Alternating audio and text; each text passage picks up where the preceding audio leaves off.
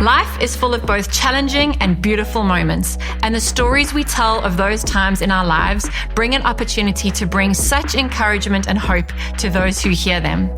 The saying goes that we are amazed at people's achievements, but we really connect with people on their vulnerabilities. We have sat around so many tables and heard the most incredible stories of people's perseverance and victory, and our hope is that you would be encouraged on your journey as we broadcast them. This is a place where everybody's story matters. Welcome to the Journey Podcast.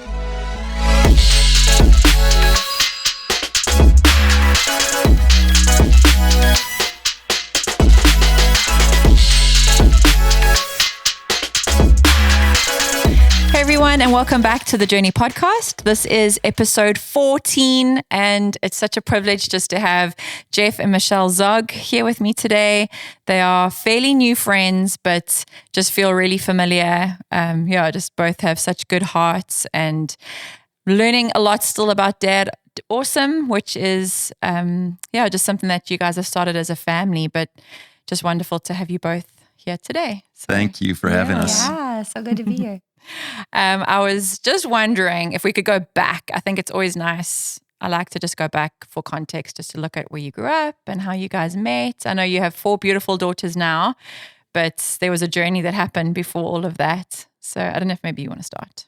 Yeah, so I grew up in Minnesota, lived there my whole life until we left on our RV trip. But my family were believers. I have 2 siblings, and you want to share what you Sure. Yeah, I grew up in Wisconsin, came over to Minnesota for college. So went to school. We met in school, and that's actually a fun backstory. Is I returned from class as a junior. Mm-hmm. So I'm a junior in school. Returned home. I'm not dating anyone. I returned back to our townhouse, and Michelle was sitting in my living room waiting for me. Exactly. It was like this. Like, what is happening? So she was friends with 2 of my roommates, and so I just quick interaction, and after, which was unremarkable for Michelle. She didn't remember me at all. Oh, wow. But after she left, I asked a lot of follow-up questions and got a hold of her number. And so it was because of that moment that I asked her out on our first date. Nice. And she was a freshman, so she was a couple years younger than me. Okay. And what were you guys studying? I was studying physics and physics education. Okay. Yeah, no, it's business and business management. Nice. So what did you guys go into after you studied? You were obviously dating. And then what did you actually do? Did you find a job in what you'd studied? Mm-hmm. Yeah. So I taught high school physics for 7 years. Wow. And that was really fun. And so that's what I did. And then, Yes, we were young, married. I was working for a missions organization, doing business roles. That was this kind of business/ministry. Okay. Then I had like 6 years that I got to be a part of starting new nonprofit ministries that serve the local church. So it was like this think tank, incubator, R&D, doing research and development. And it was a wild experience where we got to start ministries that, serve the church around the country. So That's I got amazing. to do that for about 7 or 8 years. Okay. Actually, it was 11 years for that company before I became a pastor. All right. And one thing about college, you should talk about studying in Australia. Oh, sure. Yeah, right after we met, we went on. on one date, and then I left and studied on the Gold Coast of Australia. Wow. I studied, I had classes Tuesday, Thursday, was able to surf almost every day. So Nice. I actually fell in love with surfing, guy from the Midwest, Wisconsin. Yeah. Who then 20 years of not living near an ocean, but yet still dreaming about surfing. I got to surf once on Lake Superior. So I guess, there is a body of water you can surf in the Midwest. But 20 years later, here we are living next to an ocean, finally getting to surf again. So, But we met before that trip to Australia. And then when I returned, went on a few more dates. And actually, I pay attention to that. If you feel like, hey, this could be the person, having a gap of 6-7 months of not being it together, and then realizing my heart still is up, like, I still want to spend time pursuing her. It was a good moment, and it gave her to live her freshman year without this tall guy coming after her. Which was good. Creeper. Good. Yeah, exactly. And then when did you guys get married? So right after I graduated, we got married, and I had finished student teaching, and then, we got married that We summer. just celebrated 18 years. So it was 18 years ago. Yeah. Congratulations. Yeah. We're going on 17 in September. Incredible. So you guys got married in 2006. That's right. Mhm. Nice. Yeah. Wow. So then you were obviously working in business when you guys got married. And when was your first child born?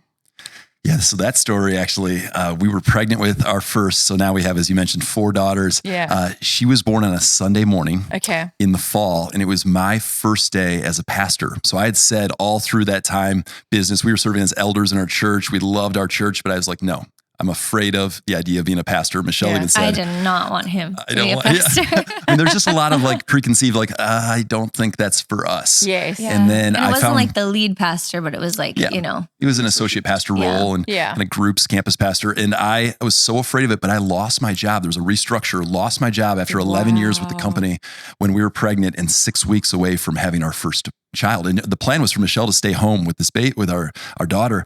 And so having no job, I actually took 2 trips to a prayer cabin and just sought the Lord. I was like, God, what should I do? And felt like he affirmed real specifically, like, this is going to be the opportunity. And it was. Our lead pastor asked me to come on staff, and I said yes. And I missed my first 2 Sundays as a pastor. Wow. I missed because I was home with our baby. Amazing. So, yes, and it actually was like such a blessing. I mean, it was so cool how it worked out, because he went up and God showed him 19 things to look for in the next job.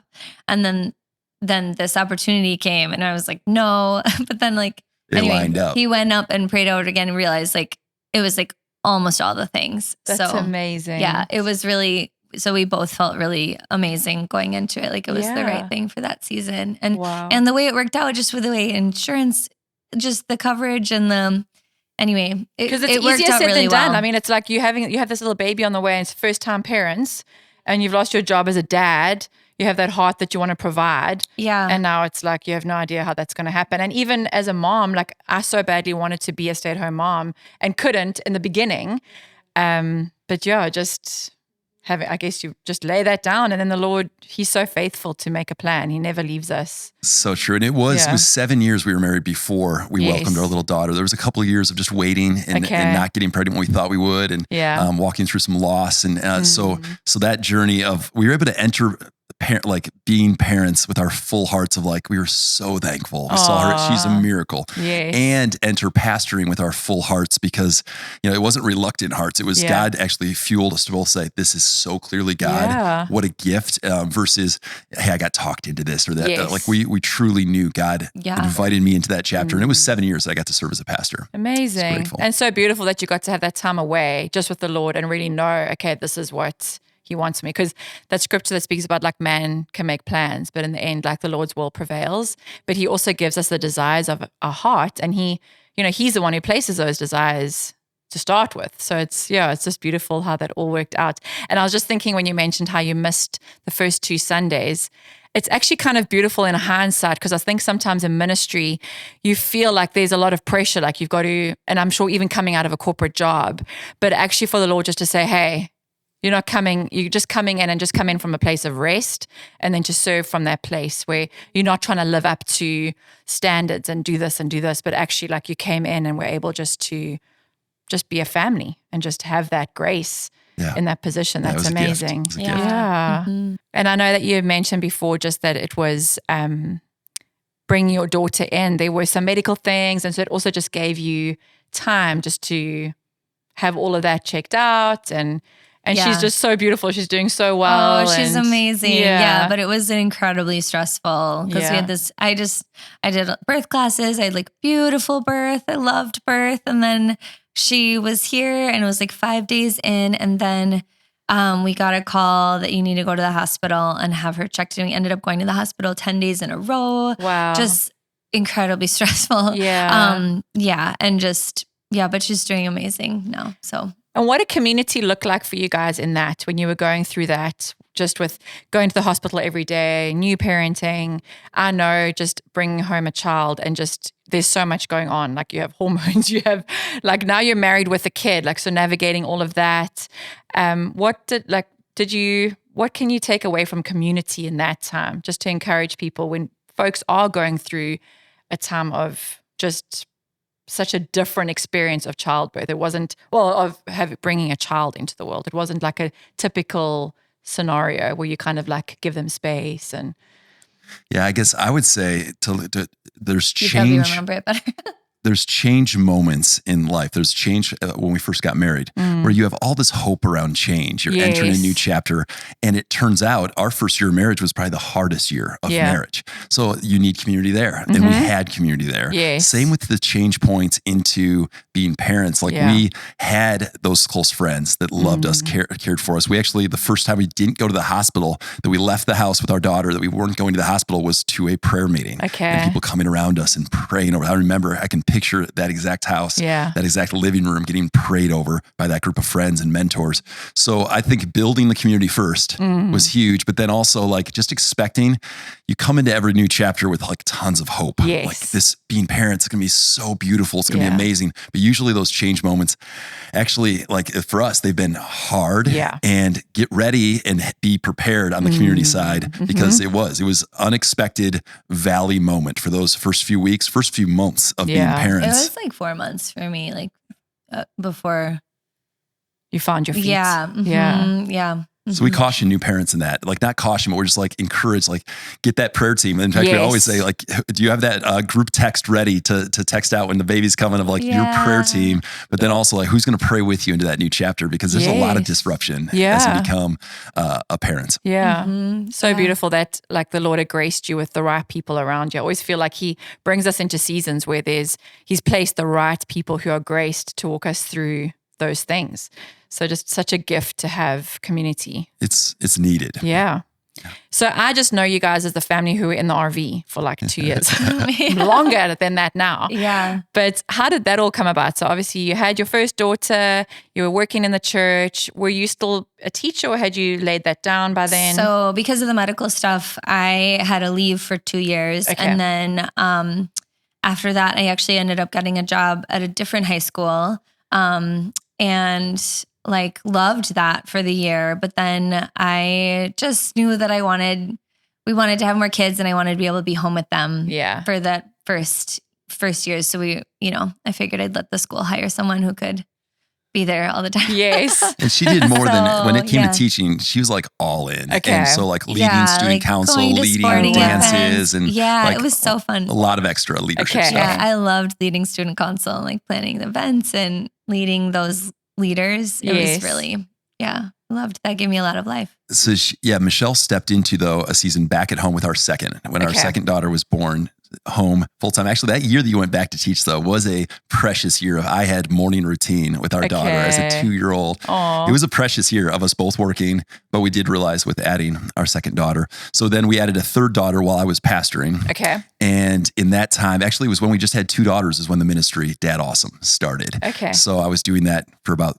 3.5 years while pastoring kind of. All right. And how did that look? Like with the both, how did you carry both of those? Yeah, it was with a lot of support from Michelle. So Michelle and the girls, the rule was, by rule, I just told them when we started this, I never called it a side hustle. It was a passion project that our family cared deeply about. But when Dad Awesome started, it was Fridays were my day off. So it was my day off, early morning, evenings, like to find the time. You guys get this with the journey. Like it takes a lot of time to do a weekly podcast and other ministry sides that Dad Awesome had. But we realized with adding our Fathers for the Fatherless, our 100-mile bike rides and that arm, our event arm of the ministry, that we couldn't do both. I couldn't pastor and do this on the side. So that's what led us. So slowly as I led the ministry, we added daughters.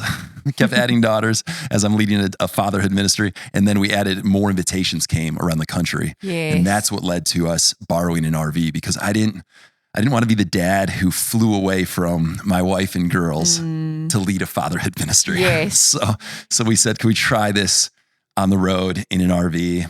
And that's what led us to hitting the road. And there was a transition point needing to transition out of pastoring full time. Okay. So I'm actually still a pastor. I lead the ministry from I still get a chance to pastor in different aspects, just not in a local church context. So, yeah. And the way it actually started is he was, young dad. We had a 4-year-old and 1-year-old, and we were seeing, that there's just a need. There was nothing that our church was offering for dads. And so it was like, so he just started interviewing friends of ours. I was like, you should interview that guy, or like, this friend, because they have 8 kids and they're amazing. The kids are amazing. So it just started out interviewing friends and then kind of just went from there. It was truly curiosity. Like I was curious. I wanted to learn. And as you know, like when you sit down with a microphone, have a focused 40-minute conversation, the amount that bubbles up, and I was actually taking a whole year off of social media at that point. So, we had 2 daughters and just decided, let's take a year off. So I would email the video and the audio to about 30 friends. That's wow. For the first 30 weeks. That's what I did. I just email it to some friends. And then I actually fell in love with the journey of having an interview every week for Dad Awesome. I was learning so much, and friendships were going deeper. Yes. And Michelle and actually some girlfriends, so her prayer group started praying, and she shared with the girls, she said, pray for that one day Jeff will be able to do this full time. Yeah. And it was way before I was thinking it would become a full time thing. Yeah, I'm sure you were like, how are we ever going to be able to support ourselves? Yeah, it was nowhere near that point. So it's cool that she had the vision for it about a year before I started praying for the transition. Wow. And how did that happen? How were you able to then support yourselves? Yeah, so part of it was we were in the same church for over 16 years. So when you just pastor and lead in the same church for that long, our friends are, they became like family in that church. From the elders to the other staff members to the leaders, the church was for us, and the lead pastors were for us. What a blessing. They sent us with a lot of financial help for the first year. And we had these invitations and these events around the country. We started raising money for other nonprofits that were serving the fatherless. So it was called Fathers for the Fatherless. It's men riding on behalf of our partners who directly serve the fatherless. Okay. So it's not raising money for Dad Awesome. We raised money and had the joy of now 30 events across the country. 1,100 men have said yes to one of these events. Wow. And they either ride 100 miles, do triathlons or Spartan obstacle course races, but it's do hard things in teams for this mission. So guys will sign up for a cause that they believe is important, helping the fatherless. Yeah. And they'll do hard things. Men like hard, concrete things. So I'll sign up for this event. I have to train, but we force the brotherhood. We do it as a team. Yeah. And then we force we trickle fatherhood resources to these guys because they don't know. A lot of times guys don't want self-help. Yes. Do I want to join a group to talk about being an intentional dad? No. I'll opt out of that. But will I say yes to doing a hard thing physically, ride 100 miles, sit on that bike for almost 7 hours pedaling? Wow. They'll say yes to a mission that's hard, and then they get brotherhood. And there's so many stories of guys, they sign up for this reason, and look what God did in other ways. They're amazing. But those events allowed us to go full time because of sponsorships, some of the registration fees goes to our ministry and to help, but it also broadened. I mentioned 1,100 participants. We've raised $950,000 for our partners. That is amazing. And we what a joy. I never thought I would rally guys to wear spandex, to bike 100 miles, and to raise. And the joke is that you have to probably participate in all of those events. So I have participated in maybe 22 of the 30. Okay, that's a lot of bike rides. Yes, that's a lot of bike rides. Yes. Wow. So it is a pretty special thing that it was never on the bucket list, never a dream, but it allowed us to go full time with the ministry. God's heart, he calls himself, it's all throughout the Bible, he is a father to the fatherless. God's story is a story that we've stepped into by being a part of this team. We're a part of a bigger story. Many of us, we woke up this morning, we packed our stuff last night, we're thinking about me and my bike and my supplies and what training did I do. We're not riding for ourselves, we're riding as teams, helping each other, we're suffering together.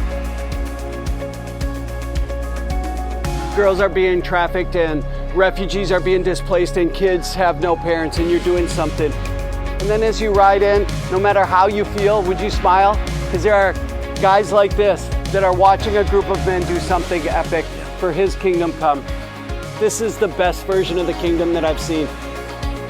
And this bigger story, which is doing this ride because we love God's heart. We're a part of God's heart of helping the fatherless. God, I pray over these men today. May we be a light, may we shine for you. I pray that they would experience more of your hearts, God, as they suffer and as they pedal hard and as they team up around this cause that we know is at the center of your heart.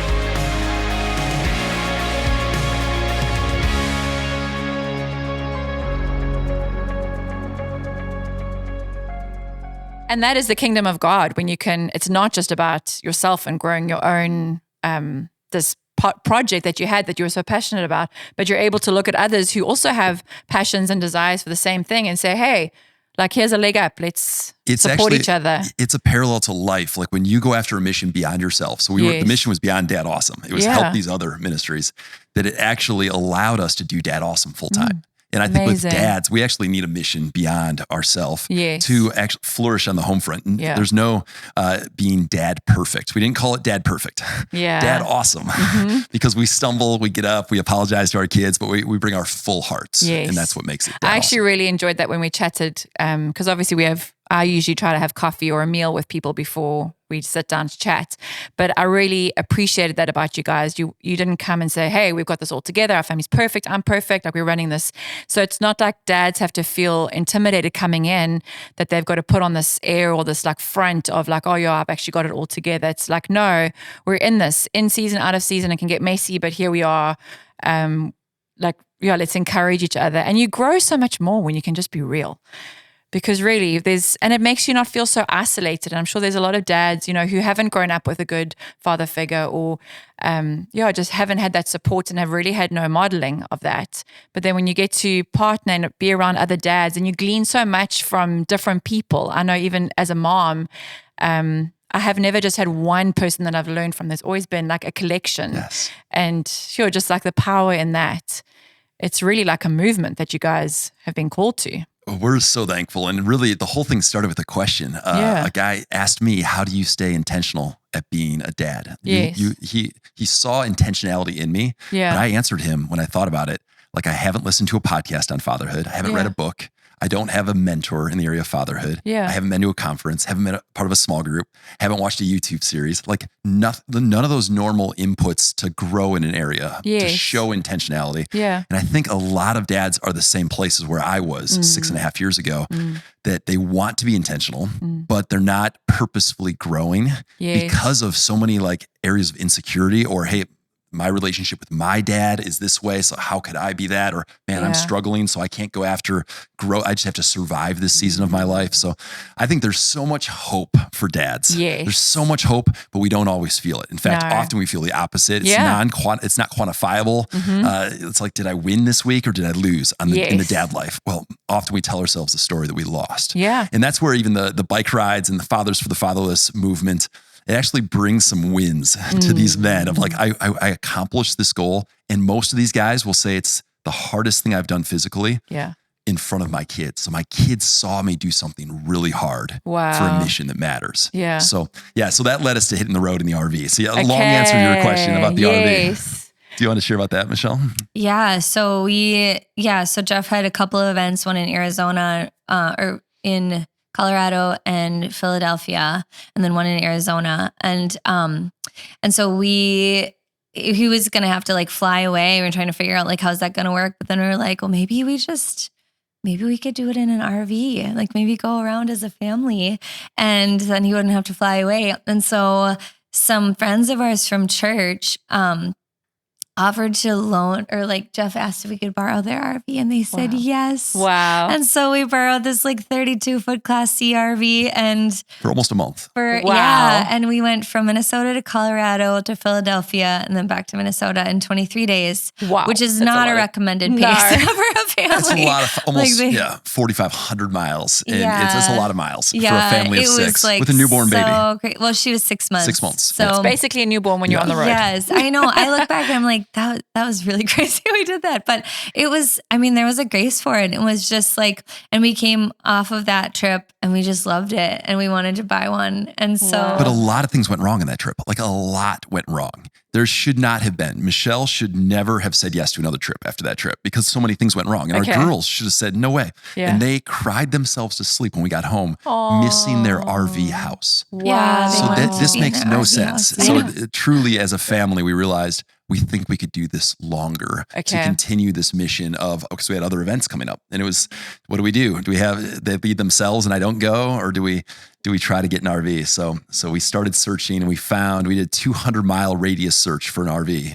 and we found one RV that fit our criteria. Wow. It was right next to us. It was 20 miles up the road. Yeah, and the owners of this RV knew me from 20 years earlier through a crazy, go ahead. Tell the story. He dated their like pseudo daughter. It was like their best friend, their daughter's best friend. Who like they kind of adopted. On the camera. So this is so crazy. They didn't admit it. The first visit, they didn't admit they knew who I was. Yeah. Second visit, halfway through the test drive, they're like, we actually know who you are. I'm like, how do you know me? They're like, we know, and they bring up her name, and I hadn't even heard her name. I dated for 3 months. Like it was so long ago, and I'd never met them. But because she was like a daughter to them, she updated them all about this guy, so they knew all about me. They lived in Iowa at the time, but because I was classy, I treated her well, and she dumped me. I didn't dump her. Okay, good. It all worked out well. So they gave us a huge deal. They stocked the fridge with snacks for us. They gave us all the extra stuff. It was like the craziest send off. And there was a series of like, it was like 6 significant things happened to help us buy the RV and hit the road. Like huge financial should not miracle. have happened. These Amazing. things. Yeah, just. So God like led us to do this trip, but then, day number 1, everything fell apart. Yeah. So we leave. It's like November. We drive down. We're going to stay in Des Moines. We get to Des Moines. It's like snowing. It's like the first snow of the season. And we stop at Des Moines. We're like, we'll just stay at a Cracker Barrel. You can stay for free and get breakfast there in the morning. And it's like kind of sleeting, super windy. Jeff like pushes the button to get the leveling jacks all set up. I was like pumped. I hit the button. It auto levels in the parking lot. I was like, am I even a space shuttle at this point? So cool. Wow. And we thought it was wow. We thought that. Yeah. So we wake up in the morning, we're ready to head out, and he like can't get the jacks down. And so it ends up being 4 days, 3 nights, stranded in a Cracker Barrel parking lot in a snowstorm. And we look at each other. We're like running out of water. We're crying. We're collectively in running tears, out of propane, thinking that we should cancel everything, sell the RV, go home. We have renters in our house. We can't go home. We have no house. Someone like backed into the RV, like smashed and then drove away. No, this part we have to take this a step further. We're already in tears and we're crying out to God. And we're praying, and the thing is like blowing in the wind, and it's cold, and we don't have enough water because who didn't fill the fresh water tank? I didn't fill it because we'll fill it the first night. We didn't make it to our first campsite, so we're in a Cracker Barrel, and we're already in this place of like shock, we're like eating panic, Cracker Barrel, like all the meals, despair, and the RV lurches, and I'm like, did a hailstorm hit us? No, a vehicle ran into us. We're 13 foot tall, and we get run into. Word. And it is like, so many things. And it ended up being a friend over the phone that like is a part of the miracle story of why we were able to go, is talking me through like jumping the solenoid with a screwdriver and arc, like to basically hot wire the system that the jacks are on. And it was so much scariness, but we left that Cracker Barrel and started a rhythm as a family of we write down all the miracles, all the ways God provided, all the goodness of God moments. And sometimes they're just like a warm meal and a sweet waitress at this restaurant. We felt God's love. So some of them are like that, but some are like, you brought us through this like valley of like, we're questioning hearing God in the first place. Because in those moments, it can be like either we're doing something really wrong or we are really on track. And I actually I messed up. Part of the fixing those jacks, I made some mistakes in that process. Laying on my back in the snowstorm, freezing cold underneath the RV, I made some mistakes. And I'm questioning myself, like, do I even have what it takes to be a man, a dad that can lead this family? And so we drove away like in tears, and we started making lists. And so our whole 550 nights of travel in the RV over 2.5 years, we made lists of look what God did, gratitude lists as a family. And those help. We use our photos and our calendar and just like remembrance to fuel faith for the next chapter. So it kind of started us off. And I feel like that was actually like it was so clear that all the things that lined up to get the RV, and like, it was like, God was like, here, like, go.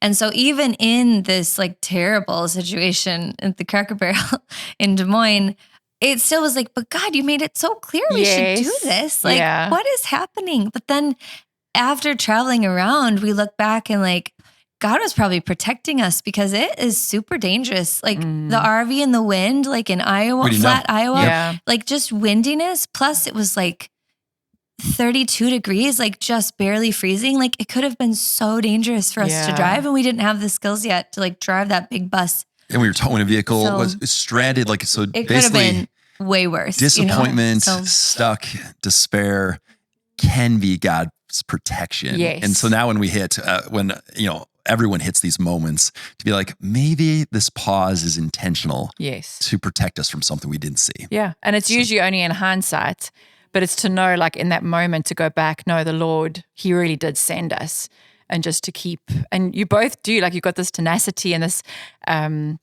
you're so intentional with, even in the way you persevere and just press into the things of God. And it's like, it was in the physical, but actually that's how you are in the spiritual. You really will just go after him, and against all odds. It's amazing. So you were on the RV, and I'm sure you have like 560 million stories with all of that and what the Lord did with you and all the events and all the fathers that, were impacted. It's mostly people though. Like it's not, we accomplished this or we got to see this site or look at what, like, it's all people. Like God brought people into our life. Yeah. Some that we knew a little bit in the podcast actually. So I had these at that point 3 or 4 years of doing a weekly podcast. So we knew people through the screen or through their voice, and I've texted with, but I had never met them in person. So now they're meeting all of us, the whole Zaugg family, and we're camping in their horse pasture, right? Like, I mean, the stories, you get to know somebody fast when you pull the RV up and you live with them and you go to church with them. And so from partners to people I've hosted on the podcast to, I mean, the people, and then God sent us strangers that we knew, like, we were at a point of we needed friends, and our daughters needed more than just a quick playground to like play with these kids, but like actually need some friends. And God sent us in those key moments. I needed like a mom friend. It was so lonely. Like the RV was so lonely, like a lot of the time. Like you can join networks, you can meet up with people, but it was really lonely for me because we were going from destination to destination. So we weren't just like, meet these people. Oh, let's just change and go this way. We had like a route. Events we had to get to. And it can be hard because when you're traveling, you don't have any history with anyone either. Yeah. There's just no familiarity. Everything is new, starting from scratch every time. But we arrived and we ended up getting all the way down to the south of Texas, South Padre Island, ran into this family. They were driving a Jeep and they had 4 kids, and we were like, they look fun. Anyway, we like went and met them, ended up hanging out with them for 2 days, and then realized we were going to be on the same path. So we met up with them like 4 different times, like all around the Gulf and then through Florida. And then that family we just connected with so well. We ended up on this last trip where we went out and did the West Coast.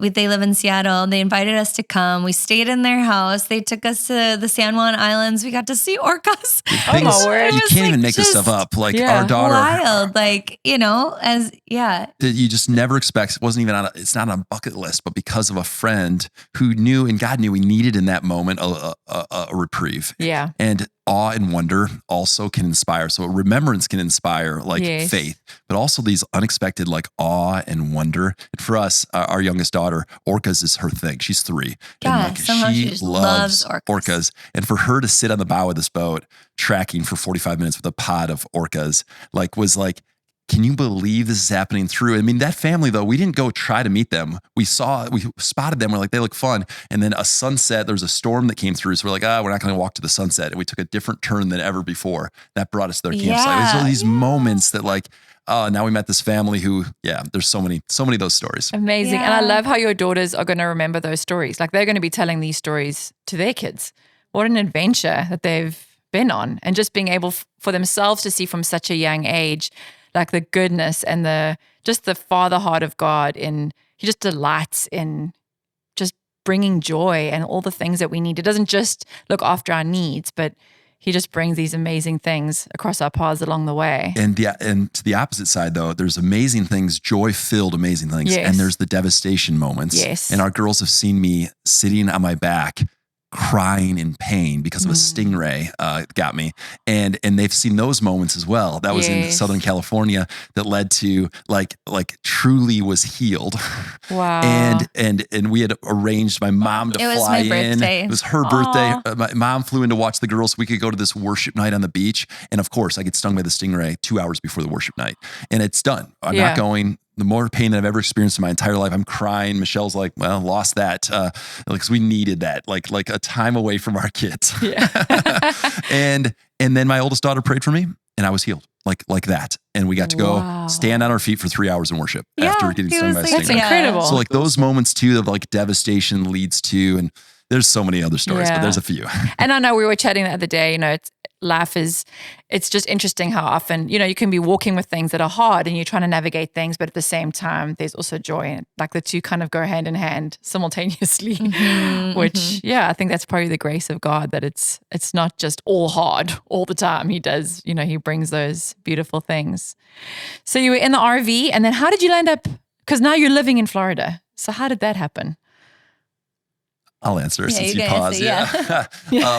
So we knew probably a year into the RV travel that we just felt like there might be a change coming. Okay. We didn't know. We love Minnesota, love our family, friends.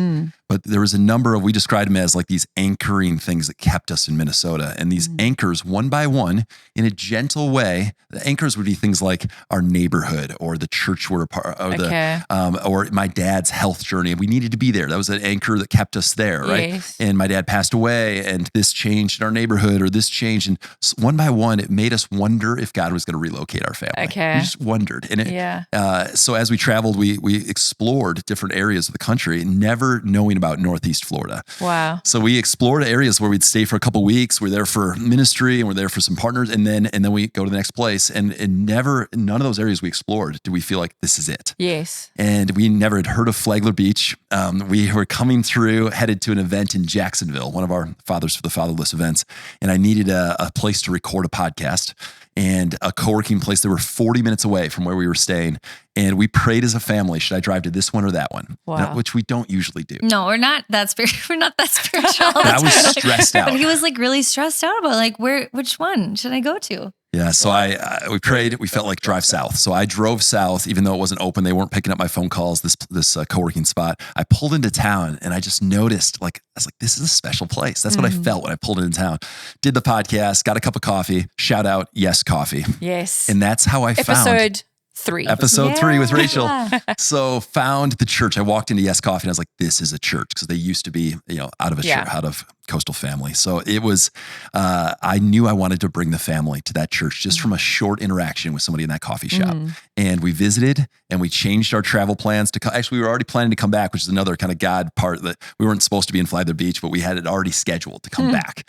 And then we changed. Yeah, because I couldn't figure out, I do the booking, and I couldn't figure out where everything was booked. And I was like, Jeff, you got to figure out this week. So I never booked the RV sites. And that one, I was like, this spot. And it was a crazy story. But so we stayed and changed our travel plans 3 times over, because we felt the love of God in this community, through the church, through you guys, you and Fred. Like, we felt just layers of curiosity. Maybe it's here in Northeast Florida. And it's funny, you guys ended up parking the RV and actually staying in there at Heidi's property. That's right. And that's where we stayed when we first moved here. We lived in the cottage for we heard all about you guys. We didn't know you guys well at that point. We heard all about you guys at that time. It was pretty special to have like those kind of unexpected, you can stay, take a break from the RV for a few weeks. That was such a gift. It's wild. So we returned home knowing, and our prayer team joined us in praying through. We knew we were going to move here, but it took about another 9 months to kind of like figure things out, to figure out how to move here. And we moved here at the beginning of this year, 7 months ago. So it was a lot of steps, a lot of prayer, and a lot of grieving. We still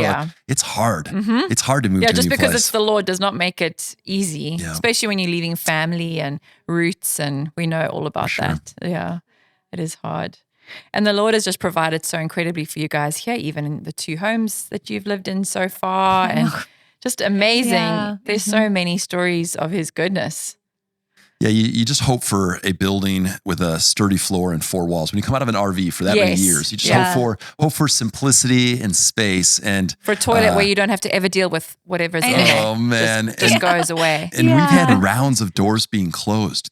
We've looked at each other with trying to sell our house in Minnesota and different things that are like, do we get it wrong again? Like, we wondered that. And then, as you mentioned, these 2 rental houses, it's like, what is happening? God took our lists of we hope to get here and tripled our hopes. And that, it's just wild. It's not always the case with people's like desires, and they hit a few snags and they get their desires tripled as far as housing. Yes. Often that's not the case. No. But that's been one specific area that our girls feel. They know that we're hoping for this, and we had a few snags, and we're crying out. They know we're praying as a family. God, where do we stay? I'm driving across the country on Thanksgiving week with apart from my girls, a prayer drive across the country at the RV. This is by myself. Amazing. And they knew we don't have a place to stay. It's like, you can't come back unless you know where we're living in town. Yeah, so those moments, housing is really tangible for our little girls. They know God provided on the area of the houses we've rented. So it's just one example of many that they're part of God's provision.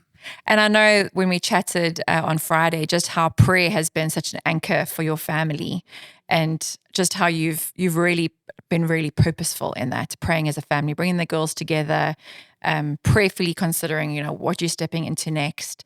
And I know that when we do that, you're setting them up, the next generation, to do the same, to really seek God's heart and to go after what he's wanting, but to place him first. Because when we seek him first, all those things do line up. And that's amazing. Yeah, even just sitting in our house now, it just made me think of when we were really trusting the Lord for a home. And Jenna came home and said, I was walking on the track at gym today and I was praying. And she showed me in her journal a few weeks later how she'd written that my parents really like the house that they looked at. They think that it's you, and I like it too. And then it ended up all working out. And it just reminded me of that, how we can, as parents, just so easily just kind of, go about our work and even just pray, the two of us. But when you include them and you just slow down just a little and include them in the process, it builds faith that nothing else can build. It does. Amazing. And the idea of getting away has been something that the girls know when that day comes up that mom is taking a day in prayer or dad's got his prayer day. And it looks different for everyone. And some people can pull off a couple hours. Some people can take a day off or a Saturday, but like taking significant time to look back and look forward has been just a practice that we're so thankful for, because otherwise you just can't see clearly. Like I just feel like so often, and sometimes I return from a prayer day or a prayer half a day and I still don't see any more clearly, but I know I spent the time with my Heavenly Father, and we're thankful. Yeah. And that is actually what he's after. He's really just after our hearts and all of that. He loves it that we seek him and find him. Yeah, in those moments. I was just sitting this morning, I think I actually messaged you, but the scripture that came to mind when I was just praying for this episode was Hebrews 12 verse 1. And it says, let us throw off everything that hinders us and the sin that so easily entangles, and let us run with perseverance the race marked out for us. And I was looking up the meaning of the word perseverance, and it means persistence in doing something despite difficulty or delay in success. And that was actually the verse of the day, which was funny on the YouVersion Bible thing. And I was just picturing, like when I was thinking of that scripture and I was looking at the word perseverance and just persistence, I had a picture that I think you guys had up on Facebook once of your family. And I think it might have been like a mud run. You guys were doing something, you were all covered in mud and you had like your bandanas on and everything was like crazy. And I just felt like when the Lord looks at you guys, he just sees a family who says yes, like you're in it to win it, but it's about him and he's the focus. And, you want to bring whoever wants to come along. You want everyone who wants to join in to have a place at the table and to find the Father and the Father heart of God and the goodness of who he is. So I really just want to honor you guys. And I know, we can share all these stories and there's so much adventure and beauty in it all. But I know, in even just sharing your the sermon that you preached at church and just even some of the stories today, it hasn't all been easy, but yet you have not given up. And I just pray that you'll see so much fruit in years to come of, fathers that you've just impacted and who've chosen Jesus, who've seen that they can, be intentional with their kids and change the trajectory of their family and change generations to come. And so I know that you're about the Lord's business, and it's kingdom work that you guys are doing, and just really want to honor you both. And Thank you.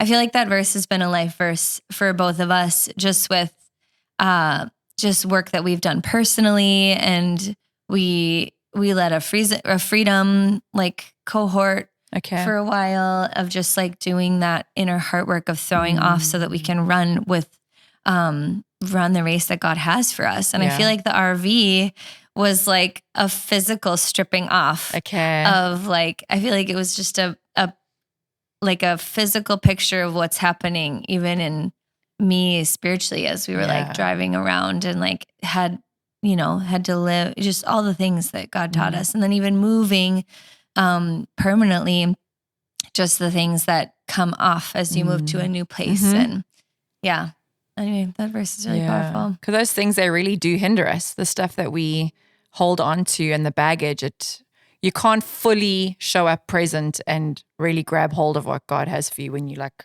carrying a whole bunch of stuff. And it's hard to let those things go. And it's not a one-time, I made that decision to let go of that weight and the sin that so easily entangles and the heaviness. And now I'm free and clear for the next 2 decades of my life. It would be wonderful. It would be so wonderful if you just go through a valley and then be good to go. One and done. It's this loop of realizing, oh my goodness, I'm going back to that place of operating like I don't have a good Father in heaven. And I've taken on more weight and I'm carrying it, and it's showing up and it's showing up in my tone that I'm talking, to Michelle or the girls. It's showing up in, I'm insecure because of this or that. Or I don't know that God's going to come through for me. And so then it's like, okay, back to my knees, back to that place of God, would you take this again? And but that verse, the next verse is into fix your eyes on Jesus, the author and perfecter. And it's like, man, like that is the solution, is up. Like fix our eyes. Yes. And then there'll be another round, but at least I have my eyes. I know who my Father is. Yes. And he's fighting for me, he's for me. And but the noticing I'm carrying more weights or more baggage or more of that entanglement of sin, like those verses, it's like I need that to be the verse of the day every day. Yes, I know, right? And it's funny because I've shared this before. I think even when I preached a little while ago, the podcast was starting and I was in such a great place. I'd gone through counseling and I was just feeling so amazing. And then I was going to preach and I started the podcast and I just felt like certain things had just, brought up things in my heart again. And I was like, oh, great, back again. But actually to see those things as an opportunity to go deeper. And because we don't always know that there's unfinished business or there's things in our hearts that we're holding on to until you walk into a situation and you're like, okay, wow, like this is God's putting his finger here.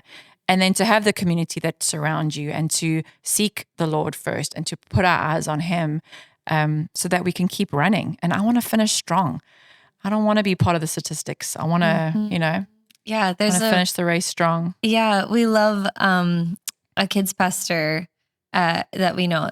She says that she wants the kids and she wants herself to get to the rocking chair with love on our hearts. Yes. And just like having that, it like things keep coming at us. Like there's just a lot of garbage in the world, Yeah. And things that happen that are hard, and I feel like there's like family history, generational things that like we have to do because of the world we live in, but then also there's fresh things. But I feel like, that's what I want. I want to get to the end of my life and look back and I still have a soft heart, like still love on my heart. Yes, more free, more loving, more tender, not add, because every life experience can make me a little more abrasive, a little more crabby, a little more skeptical. Yes. And that is a powerful like visual. That's where we want to be, and to celebrate when the spotlight of God's Holy Spirit, when the spotlight shines on, that's an area that there's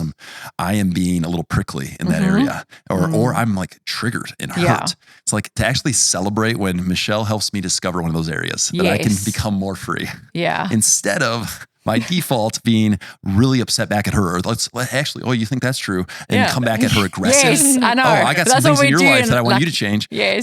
It's like, how do we're laughing because we do the same. Yes. Like if I could just be my girls know I pray that I want to be a gentle giant. Yes. I'm a pretty tall dude and I want to be gentle, not strong and abrasive and prickly and you want to be strong, but just not. Yeah. I can be strong and gentle. Yeah. Gentle giant. I love that. Well, if you would like to know more about Dad Awesome and Fathers for the Fatherless, please look at the links below. And I just want to thank you guys so much for joining me today. I just loved chatting to the both of you and just learning more about your story. And I know that those who are listening have been blessed too. And so, just look forward to all that the Lord has in store for you guys. And welcome to the area. I know that you've already been here for a few months already, but I just pray that, you'll see the goodness of the Lord in the land that you're living in here in Florida. Thanks, Denise. Thanks, everyone, and see you next week. Thank you so much for joining us today on the Journey podcast. I hope that you were encouraged and that you would have a really great week just reflecting on what we've spoken about today. If you have a story that you feel needs to be shared to encourage those who listen, please would you write a comment in the comment section below and we will reach out to you via email. Thanks for joining us and we look forward to the next episode of the Journey podcast next week.